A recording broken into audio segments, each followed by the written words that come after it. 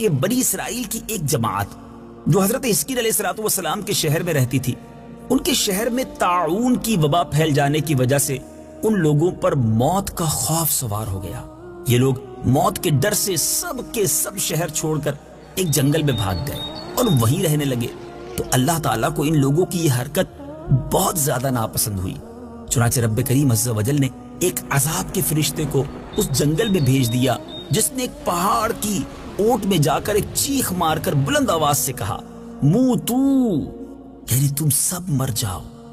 اب یہ لوگ جن کی تعداد تقریباً 70,000 تھی، اس بھیانک چیخ کو سن کر بغیر کسی بیماری کے اچانک سب کے سب مر گئے۔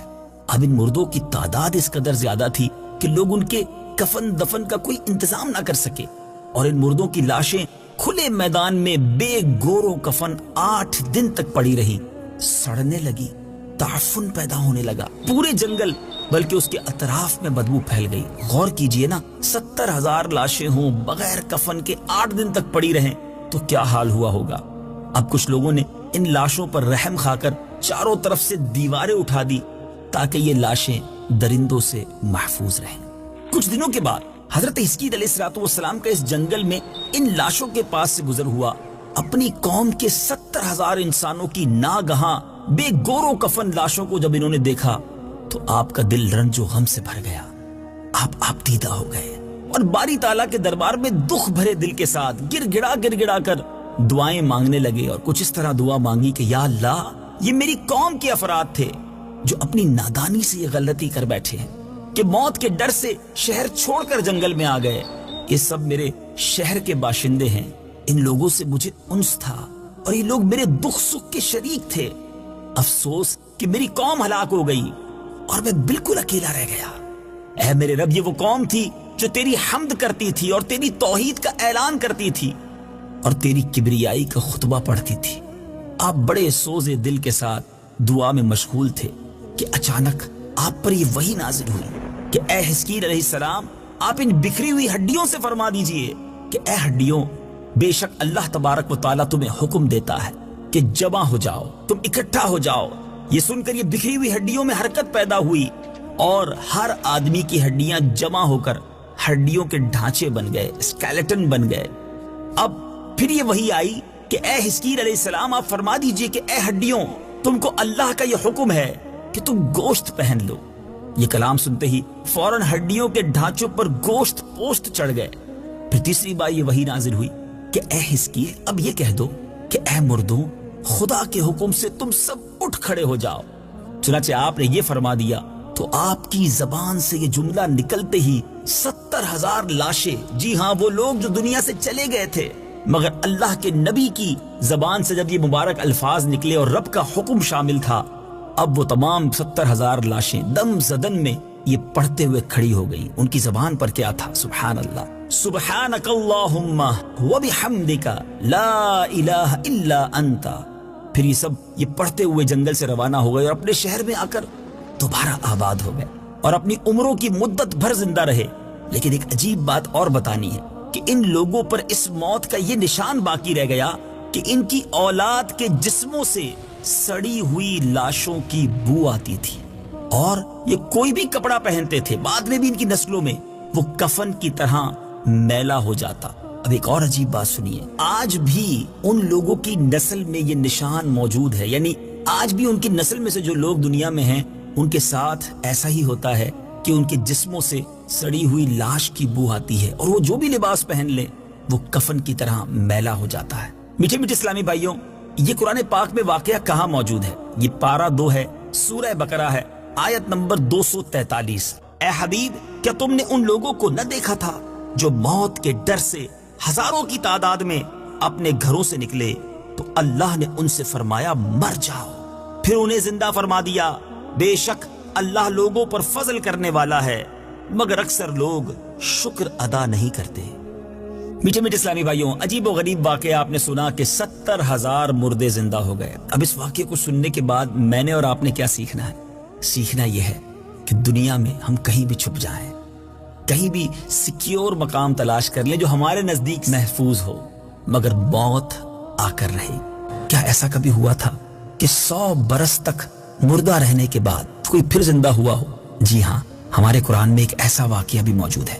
اکثر مفسرین کے نزدیک یہ واقعہ حضرت عزیر بن شرخیہ علیہ السلام کا ہے، جو بنی اسرائیل کے ایک نبی ہیں۔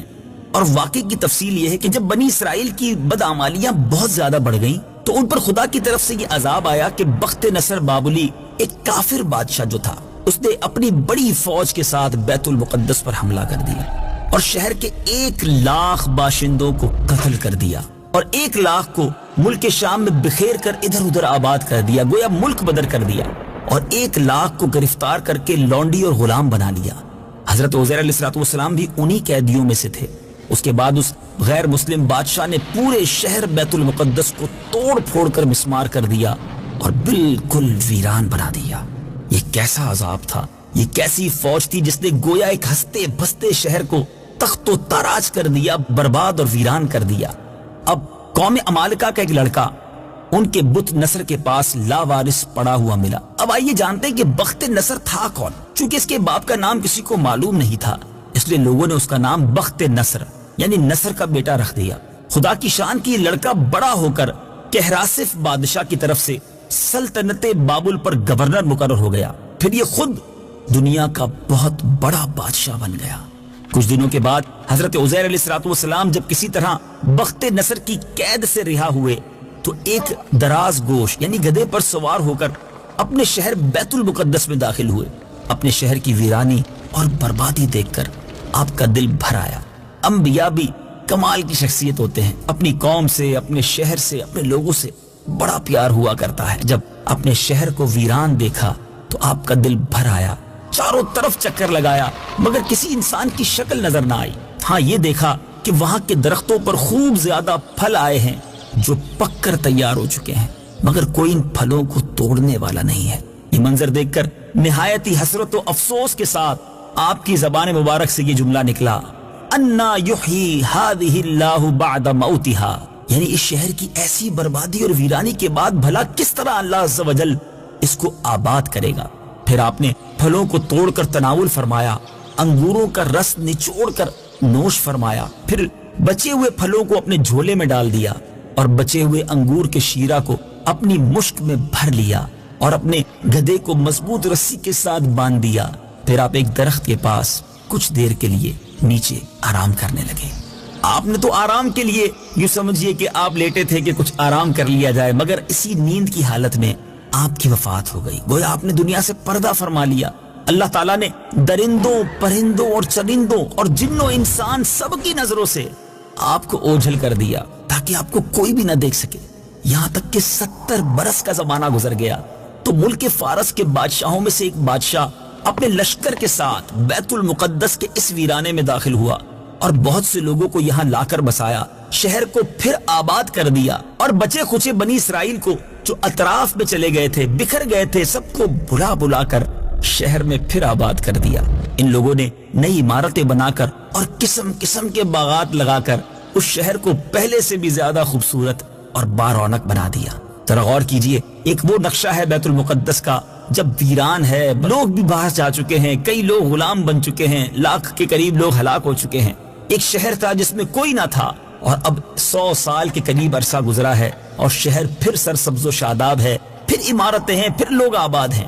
جب حضرت عزیر علیہ السلام کو 100 برس وفات کی حالت میں گزر گئے تو اللہ تعالیٰ نے آپ کو زندہ فرمایا۔ آپ نے دیکھا کہ آپ کا گدھا مر چکا ہے اور اس کی ہڈیاں بھی گل سڑ کر ادھر ادھر بکھری پڑی ہیں، مگر تھیلے میں جو پھل تھے اور مشک میں رکھا ہوا انگور کا جو شیرہ تھا، جو انگور کا جوس تھا، بالکل خراب نہ ہوا تھا۔ نہ تو پھلوں میں کوئی بو تھی، نہ تغیر تھا، نہ شیرے میں کوئی بدمزگی تھی۔ اللہ غنی۔ آپ نے یہ بھی دیکھا کہ آپ کی سر اور داڑھی کے بال بھی کالے تھے، یعنی آپ 40 برس کی عمر میں گویا آرام کرنے لیٹے تھے، آپ کو وفات دے دی گئی۔ 100 برس بعد جب آپ اٹھے تو آپ اب بھی گویا 40 برس کے ہی دکھتے تھے۔ آپ حیران ہو کر سوچو بچار میں پڑے تھے کہ اللہ عز و جل نے آپ پر وحی بھیجی اور اللہ تعالیٰ نے آپ سے دریافت کیا کہ اے عزیر، آپ کتنے دنوں تک یہاں رہے؟ آپ نے خیال کر کے کہا کہ میں تو صبح کے وقت سویا تھا، اب عصر کا وقت ہو گیا ہے، اور جواب دیا کہ میں دن بھر یا دن سے کچھ کم وقت سوتا رہا۔ اللہ تعالیٰ نے فرمایا کہ اے عزیر، تم پورے 100 برس یہاں ٹھہرے، اب तुम हमारी कुदरत का नजारा करने के लिए जरा अपने गधे को देखो, उसकी हड्डियां गल सड़कर बिखर चुकी हैं, और अपने खाने पीने की चीजों पर नजर डालो कि इनमें कोई खराबी और बिगाड़ पैदा नहीं हुआ है। फिर इरशाद फरमाया कि ए उज़ैर, अब तुम देखो कि किस तरह हम इन हड्डियों को उठाकर उन पर गोश्त पोस्ट चढ़ाकर इस गधे को फिर जिंदा करते हैं। फिर चुनाचे हजरत उज़ैर अलैहिस्सलाम ने अब जब अपने गधे को देखा कि अचानक बिखरी हुई हड्डियों में हरकत पैदा हुई और एकदम हड्डियां जमा होकर अपने अपने जोड़ से मिलकर गधे का ढांचा बन गया, फिर लम्हा भर में उस ढांचे पर गोश्त पोस्ट भी चढ़ गया और गधा जिंदा होकर अपनी बोली बोलने लगा। ये देखकर हजरत उज़ैर अलैहिस्सलाम बुलंद आवाज से कहने लगे, अअलमु अन्नल्लाह अला कुल्ली शैइन क़दीर। तर्जमा, मैं खूब जानता हूं कि अल्लाह हर चीज पर कादिर है। इसके बाद हजरत उज़ैर अलैहिस्सलाम शहर का दौरा फरमाते हुए उस जगह पहुंच गए जहां 100 बरस पहले आपका अपना मकान था। किसी ने आपको ना पहचाना, ना आपने किसी को पहचाना। हाँ, अलबत्ता ये देखा कि एक बहुत ही बूढ़ी और अपाहज औरत मकान के पास बैठी है जिसने अपने बचपन में हजरत उज़ैर अलैहिस्सलाम को देखा था। आपने उससे पूछा कि क्या यही उज़ैर का मकान है, तो उसने जवाब दिया कि जी हाँ। फिर बुढ़िया ने कहा कि उज़ैर का क्या जिक्र है, उनको तो 100 बरस हो गए कि वो बिल्कुल ही लापता हो गए हैं। और ये कहकर बुढ़िया रोने लगी और आपने फरमाया कि ए बुढ़िया, मैं ही उज़ैर हूँ। तो बुढ़िया ने कहा कि सुभान अल्लाह, आप कैसे उज़ैर हो सकते हैं। आपने फरमाया कि ए बुढ़िया, मुझको अल्लाह ताला ने 100 बरस तक मुर्दा रखा, फिर मुझको जिंदा फरमाया और मैं अपने घर आ गया हूँ। तो बुढ़िया ने कहा कि हजरत उज़ैर अलैहिस्सलाम तो ऐसे बाकमाल थे कि उनकी हर दुआ मकबूल होती थी। अगर आप वाकई हजरत उज़ैर अलैहिस्सलाम हैं तो मेरे लिए दुआ कीजिए कि मेरी आंखों में रोशनी आ जाए, मेरा फालिद अच्छा हो जाए। हजरत उज़ैर अलैहिस्सलाम ने अल्लाह की बारगाह में दुआ की, बुढ़िया की आंखें भी ठीक हो गईं और उसका फालिज भी ठीक हो गया। फिर उसने गौर से आपको देखा तो पहचान लिया और बोल उठी कि मैं शहादत देती हूँ कि आप यकीनन हजरत उज़ैर अलैहिस्सलाम हैं। फिर वो बुढ़िया आपको लेकर बनी इसराइल के महल्ले में गई। इत्तेफाक से वो सब लोग एक मजलिस में जमा थे।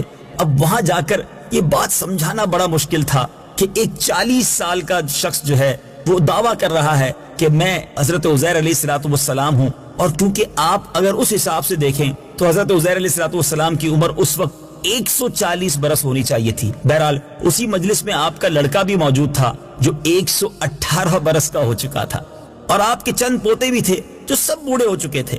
बुढ़िया ने मजलिस में शहादत दी और ऐलान किया कि ऐ लोगों, बिलाशुबा ये हजरत उज़ैर अलैहिस्सलाम हैं। मगर किसी ने बुढ़िया की बात को ना माना। इतने में उनके लड़के ने कहा कि मेरे बाप के दोनों कंधों के दरमियान एक काले रंग का मस्सा था जो चांद की शक्ल का था।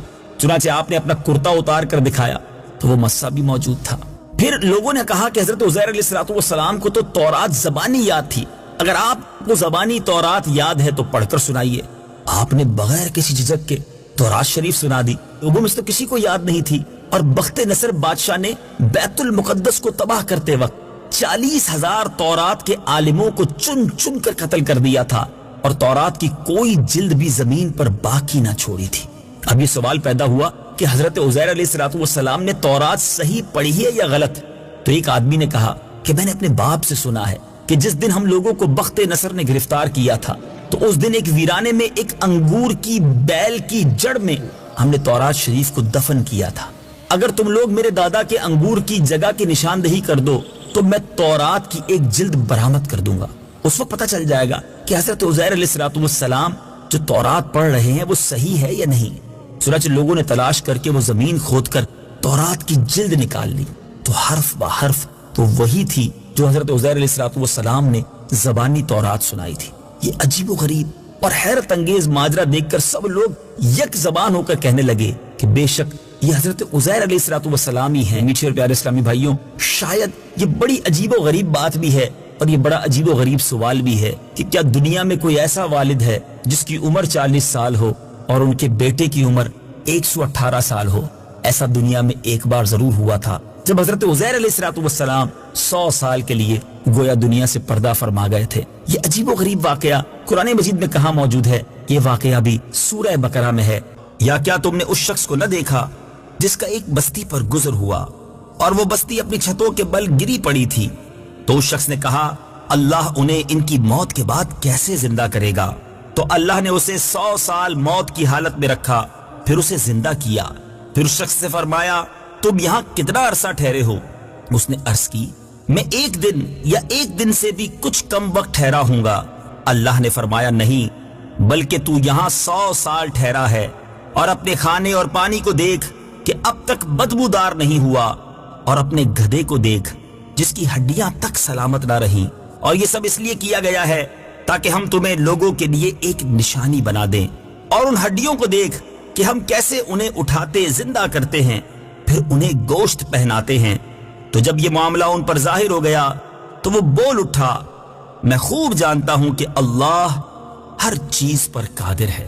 واقعہ آپ نے سنا ہے نا، عجیب و غریب قصہ، مگر اس قصے سے ہمیں کیا سیکھنے کو مل رہا ہے؟ میرے رب کی شان کتنی نرالی ہے۔ ان اللہ علی کل شیء قدیر، میرا رب جب چاہے جو چاہے اپنی قدرت سے فرما سکتا ہے۔ ہمیں اس کی قدرت پر یقین کامل ہونا چاہیے۔ بعض اوقات ہم سمجھتے ہیں یہ ناممکن ہے، مگر میرے رب کے لیے کوئی چیز ناممکن نہیں۔ ایک بات۔ دوسری بات یہ کہ حضرت عزیر علیہ السلام کے اس واقعے میں اللہ تعالیٰ کی کیسی شان سننے کو مل رہی ہے کہ آپ کا ایک بال بھی سفید نہیں ہوتا، آپ 40 سال جتنے ہی دکھ رہے ہیں، آپ کا گدھا جو ہے وہ گل سڑ کر ہڈی اس کی ہڈیاں بھی بکھر جاتی ہیں، دوسری طرف آپ کے پھل بھی سلامت ہیں، آپ کا انگور کا شیرہ بھی ٹھیک ہے، اور پھر رب نے چاہا تو وہ گدھا پھر سے زندہ بھی ہو جاتا ہے نا عجیب بات۔ مگر سیکھنے کو یہ مل رہا ہے کہ اگر ایک ہی قبرستان ہو، ایک جیسی ہی قبریں دکھ رہی ہوں، ایک قبر کے مردے کی ہڈیاں بالکل گل سڑ سکتی ہیں، اور اللہ والوں کی قبر جو ہے ان کے مزارات میں وہ بالکل صحیح سالم اور حشاش بشاش بھی رہ سکتے ہیں۔ رب کی رضا جس میں ہے، اللہ جسے چاہے اسے اپنی حفظ و امان میں رکھے۔ جبھی تو شاعر لکھتا ہے جبھی میلی نہیں ہوتی دہن میلا نہیں ہوتا، غلامان محمد کا کفن میلا نہیں ہوتا۔ اور دوسری بات جو سیکھنے کو مل رہی ہے کہ حضرت عزیر علیہ السلام کا بیت المقدس یعنی اس شہر کی ویرانی بربادی دیکھ کر جس طرح آپ کا دل بھر آیا، جس طرح آپ نے اللہ عز و جل کی بارگاہ میں التجائیں پیش کی، اس سے پتا چلا کہ اپنے وطن سے، اپنے شہر سے محبت کرنا یہ اللہ والوں کا طریقہ ہے۔ ہم کہیں بھی چلے جائیں، جو موت کا وقت ہے وہ آ کر رہے۔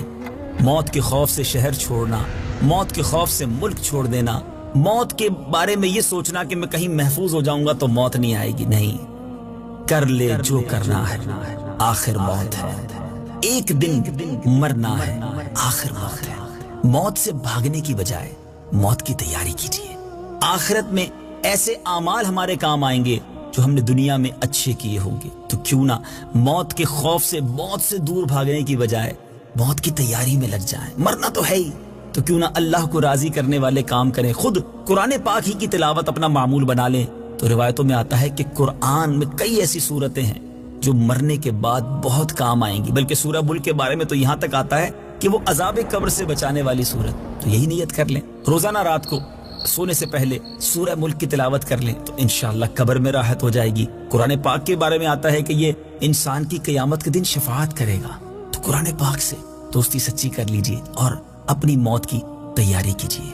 الٹیمیٹ اسلامی بھائیو، اسی بات پر ایک بڑا عجیب و غریب واقعہ ہے کہ منقول ہے کہ بنو امیہ کا بادشاہ عبد الملک بن مروان جب اس کے ملک شام میں طاعون کی وبا پھیلی تو وہ موت کے ڈر سے گھوڑے پر سوار ہو گیا اور شہر سے بھاگ نکلا، اور ساتھ میں اپنے کچھ خاص غلام اور کچھ فوج بھی لے لی۔ اب وہ طاعون کے ڈر سے اتنا ڈر رہا تھا، اتنا خوف زدہ تھا کہ وہ اپنے گھوڑے سے نیچے نہیں اترتا تھا، زمین پر پاؤں ہی نہیں رکھتا تھا، بلکہ گھوڑے کی پشت پر ہی سوتا تھا۔ دوران سفر ایک رات میں اس کو نیند نہ آئی تو اس نے اپنے غلام سے کہا کہ تم مجھے کوئی قصہ سناؤ۔ تو ہوشیار غلام تھا، اس نے بادشاہ کو نصیحت کرنے کا موقع پا کر ایک واقعہ اسے سنایا۔ بادشاہ سے کہتا ہے کہ حضور، ایک لومڑی اپنی جان کی حفاظت کے لیے ایک شیر کی خدمت گزاری کیا کرتی تھی کہ کوئی درندہ شیر کی ہیبت کی وجہ سے لومڑی کو نقصان نہیں پہنچاتا تھا۔ اب جو لومڑی تھی نہایت بے خوفی کے ساتھ، اطمینان سے شیر کے ساتھ زندگی بسر کرتی تھی۔ اچانک ایک دن ایک عقاب لومڑی پر جھپٹا تو لومڑی بھاگ کر شیر کے پاس چلی گئی اور شیر نے اس کو اپنی پیٹھ پر بٹھا لیا۔ تو عقاب نے دوبارہ جھپٹا اور لومڑی کو شیر کی پیٹھ سے اچک کر وہ ہوا میں لے کر چلا گیا۔ اب لومڑی چیختی رہ گئی، چلا چلا کر شیر سے فریاد کرنے لگی۔ تو شیر نے کہا کہ اے لومڑی، میں زمین پر تو تمہاری حفاظت کر سکتا تھا، لیکن اگر آسمان سے کوئی تم پر حملہ کر دے تو میں اسے کیسے بچا سکتا ہوں؟ وہاں میری بادشاہی تمہیں نہیں بچا سکتی۔ اب میرے میٹھے اسلامی بھائیوں، جب یہ بات بادشاہ نے سنی، عبد الملک بن مروان نے سنی، تو اسے عبرت حاصل ہوئی۔ اس کی سمجھ میں آ گیا کہ میری فوج ان دشمنوں سے تو مجھے بچا سکتی ہے جو زمین سے مجھ پر حملہ آور ہوں، لیکن اگر کوئی آسمانی بلا نازل ہونا چاہتی ہے اور بلکہ موت مجھ پر حملہ آور ہونا چاہتی ہے تو پھر دنیا کی کوئی طاقت میری حفاظت نہیں کر سکتی۔